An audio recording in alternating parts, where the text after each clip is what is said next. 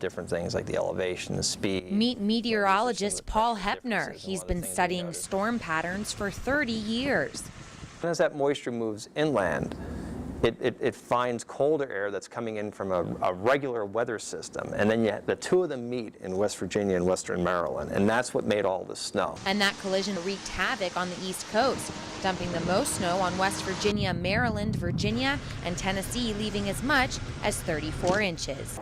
Typically, Mon County doesn't see more than an inch of snow accumulate until December or January. After Hurricane Sandy, we saw 5 inches of snowfall in late October. With all the bizarre weather patterns in the last few years, Hepner says it's important to remember that Mother Nature is unpredictable.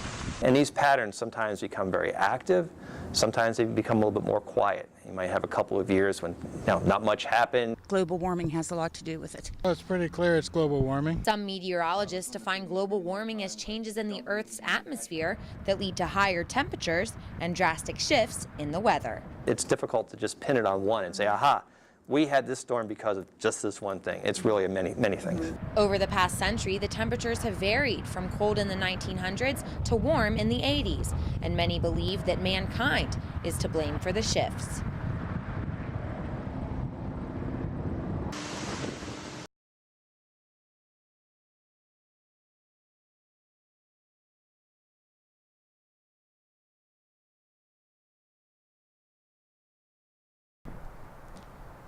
West Virginia is known for its beautiful landscapes. I'm Lindsay Cobb, and coming up this week on WVU News, I'll tell you why it's already covered in snow in November. Weather has become more severe in the last few years. I'm Lindsay Cobb, and straight ahead on WVU News, I'll tell you why. I'm Lindsay Cobb. After Hurricane Sandy hit, I met with a meteorologist to find out exactly what's going on with our weather. Our award-winning WVU newscast starts now.